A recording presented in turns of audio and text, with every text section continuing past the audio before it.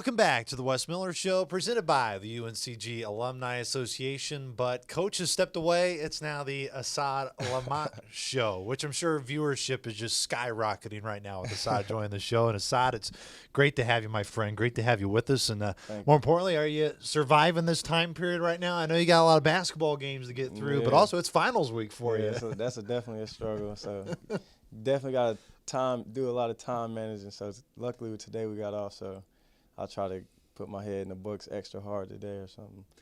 Is it hard to believe for you, even though you haven't been at UNCG all of your 4 years, but is it still one of those things when you walk around and you hear senior Asad Lamot, it's hard to believe that this is your last year? Yeah, it's definitely crazy because it flies by. So, like, when I look at the young guys, I'm like, man, you guys better grow up now because you're not going to be freshmen long. And before you know it, it's over. Like, you look at the guys like Deontay, it seems like they just were here yesterday. So it's really crazy. And, like, I've been here 3 years, and this feels like was like one. Like, just 1 year, like, this year and last year is like, and now it's over. So you definitely got to cherish the moments, and I'm cherishing it right now. I know basketball has been obviously a huge part of your time here, but what have you enjoyed most about just being here at UNCG and being in Greensboro during your time here as a Spartan?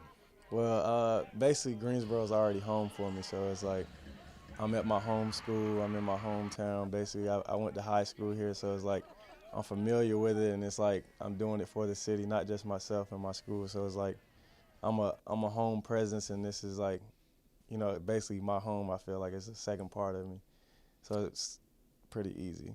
I know when we were doing our 14 and 14 series on all of you guys, we chat about this earlier on, but to reiterate it on the show, former walk-on. Used to be a walk-on. That's why you came here to ultimately have that chance to be a scholarship guy. Now being a scholarship guy, one, what does it mean? But two, to become a scholarship guy for Wes Miller, a guy who also was a walk-on and been very in familiar shoes like you are right now. Well, it's definitely a dream come true. I've always wanted to play at this level of D1, and when Wes gave me an opportunity to walk on, I jumped on it. Like, I didn't hesitate. I was like, all right, I'm going to UNCG, like, and I can fulfill my dream. If I have an opportunity to become a scholarship player, I'm gonna work my butt off. If I had an opportunity, I would be reluctant. If not, so be it. I'm gonna still work my tail off, and luckily I was able to. And Wes being a walk-on himself, it makes you feel good that somebody who's been in your same shoes, and he actually was able to reward me with a scholarship. So I'm so thankful and grateful for him for seeing that in me and allowing me to get that scholarship. It's funny because sometimes you say you used to be a walk-on, or you say walk-on, and you almost refer to it as a disease sometimes, like it's a bad thing. But for you, even when you were here, you said, look, the way the guys treat me now are the exact same way they treated me when I was a walk-on. Is that what kind of made UNCG special for you, knowing that you came here and even from day one, even though you weren't a scholarship guy from the very beginning, that you weren't treated any differently than anybody else? Definitely.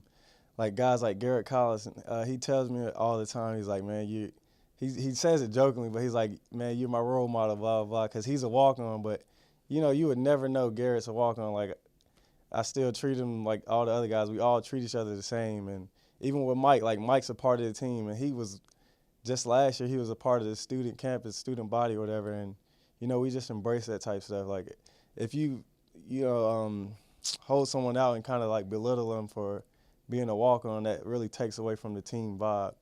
And by embracing it, we just become better as a one. We're a together team, and that's what we preach. That's what Coach preaches all the time. So we don't treat each other any differently.